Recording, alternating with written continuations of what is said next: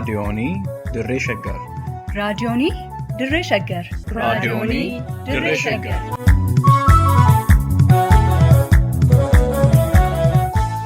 Raadiyoonii Dirree Shaggar. Raadiyooniin Dirree Shaggar torbaan guutuu guyyoodhaan galgalatti sa'aatii tokkorraa eegalee amma sa'aatii tokkoof walakkaatti dambalii gabaabaa meetir baandii 19 kiiloo heerzii 15,415 irratti qophii dabarsuu amma jalqaba. Raadiyoonii Dirree Shaggar.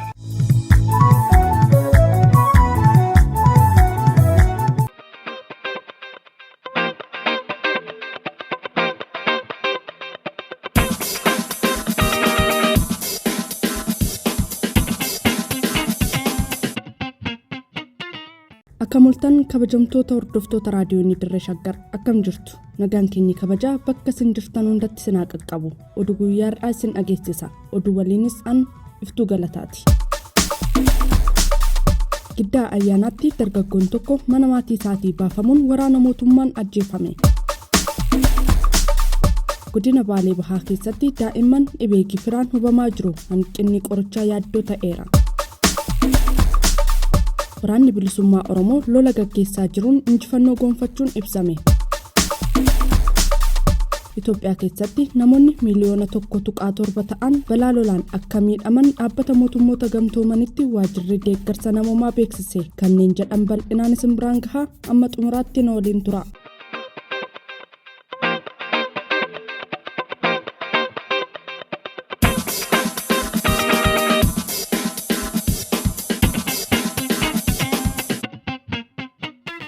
Godina Wallagga Bahaa aanaa Giddaa ayyaanaatti waraanni mootummaa dargaggoo maqaansaa Araarsaa Tashoomaa jedhamu mana maatii isaatii baasuun rashanuun ibsame. Namni bakka see raadiyoonii Dirree Shaggaritti himan tokko akka jedhanitti waraanni mootummaa aanaa Giddaa ayyaanaa keessatti hagayya 23 bara 2022 dargaggoo Araarsaa Tashoomaa jedhamu manuma jireenyaa maatii dargaggoo kanaa seenuun harka qabee baasee balleessaa tokko malee rasaasa itti roobsuun ajjeese. Dargaggoon kun maatii isaa biraa eessayyuu deemee akka hin beekne kan himan namni kun akka waraana bilisummaa Oromoo waliin hojjetutti shakkuun ragaa qabatamaa tokko malee akka rashanan ibsanii jiru. Aanaa sana keessa sochii waraana bilisummaa Oromoos garmalee waan jiruuf dhiibbaan waraanni mootummaa aanicha keessatti uummata irratti gochaa jiru akka malee hammaataa ta'uu eeran. Beelladoota dabalatee qabeenya qonnaan bultootaa hedduu sababa shanee deeggartu jedhuun saamaa jiraachuu kan dubbatan maddi keenya manneen qonnaan bultootaallee ibiddaan gubanii da'oo malee nama hambisaa akka jiran ibsan. Godinaalee Wallagga Bahaa keessatti haalli nageenyaa kan duraanii caalaa daran hammaachaa dhufu kan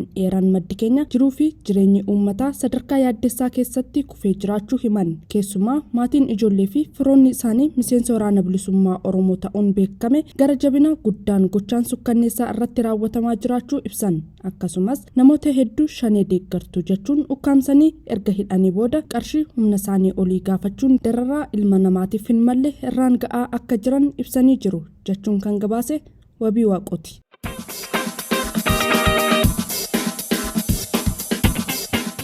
Dhibeen gifiraa aanaalee godina Baalee Bahaa 4 keessatti tatamsa'uu isaatiin daa'imman 450 ol ta'an hubaa jiraachuunsaa dhaga'ame. Raadiyoonii Sagalee Ameerikaa yaada aangoonni godinichaa kennan waabeffachuun gidduu kana akka gabaasetti hongee bakkasitti uumameen wal qabatee dhibichi haalaan tamsa'uu akka danda'uu fi hanqinni qorichaa uumuu akka danda'u yaaddoo ta'ee jira. Hoogganaan waajjira kominikeeshinii mootummaa godina Baalee Bahaa obbo Jeelaan Adamii fi itti aantuun hoogganaa qajeelcha fayyaa godinichaa raadiyoonii Sagalee Ameerikaatti himanii jiru. Hoogganaan waajjira kominikeeshinii mootummaa godina Baalee Bahaa obbo Jeelaan Adam akka jedhanitti dhibeen gifiraa kun aanaalee godinichaa 4 gandoota 16 keessatti hubatamuu erga mirkaneessee booda aanaa Sawweenaa keessatti garmalee tatamsa'uu himee kanneen dhibichi irratti hubatame keessaa namoonni 280 ta'an aanichatti akka argaman dubbate. Godinichaa keessaa aanaa 4 keessatti mul'ate.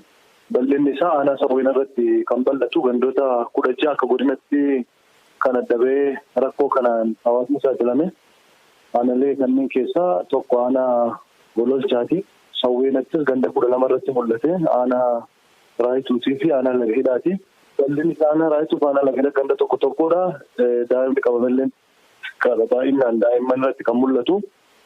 Ogeeyyii fayyaanis namni hanga ammatti qabaman adda bahee nama 456 akka godina keenyatti.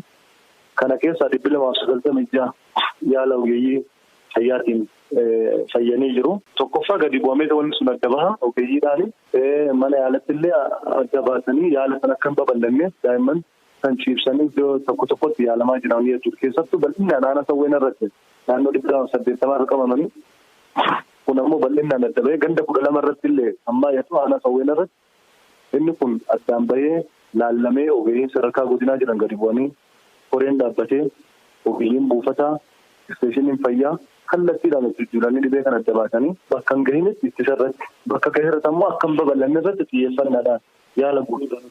Dhibeen gifiraa godinicha keessatti mul'ate hongee mudatee jiruun kan wal qabatu ta'uu kan himu hoogganaan kun hongee mudatee hordofeen hanqina nyaata dhaqqabeen daa'imman dhibichaaf saaxilamus ibseera. Akkatti mul'ataa jiru kun iddoo hongeen miidhame keessaa aanaa tokko ammoo hongeen ala jirudha. Qorannoo ogeeyyii fayyaa gammaa adda baasanii hongee faanis wal qabataadha kan jedhu.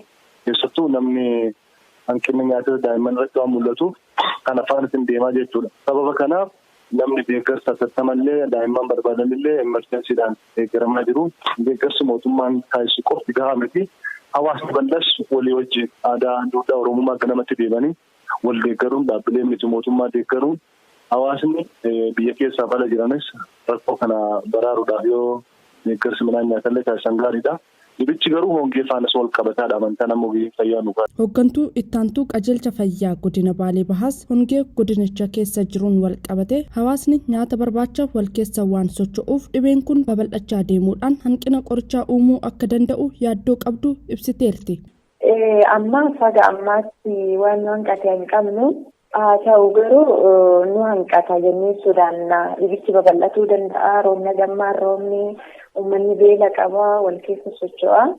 Paartinaroota as keessa jiranis piroopoozaalota garaagaraa dhiyeessinii fi gaafataa jirra. Dhiyeessiin nuti harkaa qabnu gadi deema akkasuma lakkoofsi dabaluun jechuudha.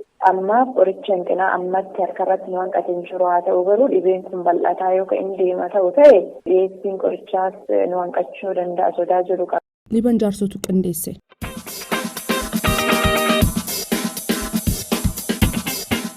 Waraana mootummaa guutummaa Oromiyaatti lola qindaa'aa ta'e waraana bilisummaa Oromoo irratti labsuus waraanni bilisummaa Oromoo ofirraa qolatee salphinaan deebisaa akka jiruu fi lolawwan hagayya 24 fi 25 bara 2022 wal duraa duubaan godinaalee Iluu Abbaa Booraa, Aanaa Daarimuu, magaalaa Beenaa Tokkoffaa fi Gujii Lixaatti Aanaa Dugda Dawwaa gaggeeffamaniin waraanni bilisummaa Oromoo waraana mootummaa irratti injifannoo akka gonfate odeessi keessoo waraana bilisummaa Oromooti raadiyoonii Dirree Shaggar qaqqabee ni mirkaneessa. Lolawwan godinaalee lamaan keessatti gaggeeffaman kunneeniin gama waraana mootummaatiin lubbuun loltoota hedduu darbuu kan eeroo maddi keenya kanneen madaa'anis lakkoofsaan muraasa akka hin taane ifoomsee jira. Godina Iluu Abbaa Booraa Aanaa Daarimuutti loltoonni mootummaa lakkoofsaan 18 ta'an kan ajjeefaman ta'uu kan ibsu maddi kun kanneen lakkoofsi isaanii 12 ta'an madaa'uu eera. Bifuma wal fakkaatuun lola godina Gujii Lixaa Aanaa Dugda Dawwaa ganda Dhaddacha Baayyaatti gaggeeffameen loltoonni mootummaa 2 battalatti yoo ajjeefaman kanneen 8 ta'an immoo madaa'uun ibsamee jira. Dabalataanis aanuma Dugda Dawwaa ganda walgahii meeddannoo bakka addaa Teelee jedhamutti lola guyyaa kaleessaa ganama hagayya 25 bara 2022 gaggeeffameen loltoonni mootummaa 6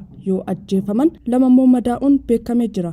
Lola cimaa waraana mootummaa fi waraana bilisummaa Oromoo gidduutti godhame kanaan waraanni bilisummaa Oromoo qawwee AKM muraasa booji'uu ifoomsee jira. Mootummaan Bilxiginnaa mootummoonni naannolee Oromiyaa fi Amaaraa lola qindaa'aa ta'e gaggeessuun ji'a tokko keessatti waboo balleessuuf dhaadatanii humna qaban hunda Oromiyaa mara irratti bobbaasanis akka jedhamee fi dhaadatamiif ta'uu hafee yeroo ammaa lola cimaa kutaalee Oromiyaa keessatti adeemsifamaa jiruun waboon olaantummaa gonfachaa jiraachuusaa odeessa bakkasii argatee waabeffachuun raadiyooniin Dirree Shaggar irra deddeebiin gabaasaa turuun ni yaadatama jechuun kan gabaaste Hawwii Qajeelaati.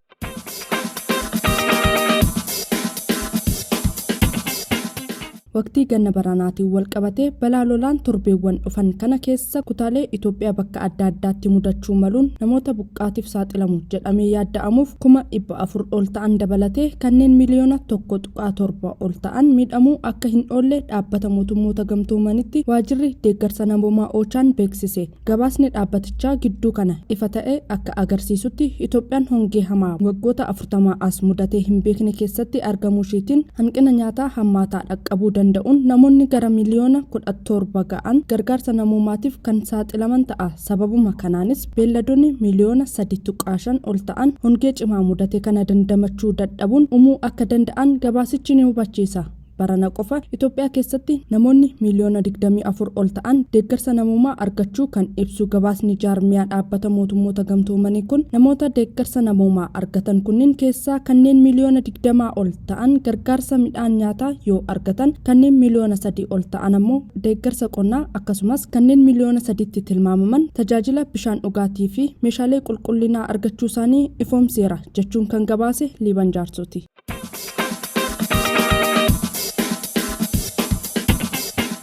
Egaa hordoftootaa fi dhaggeeffattoota raadiyoonii Dirree Shaggar oduun har'aaf qabannee dhiyaanne kanumaan gamaa ture waan waliin turtaniif hedduu galatooma horaa bulaa.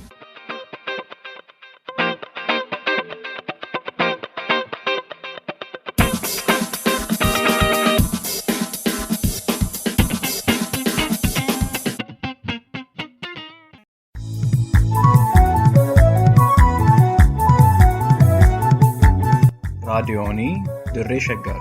raadiyoonii Dirree Shaggar. raadiyoonii Dirree Shaggar.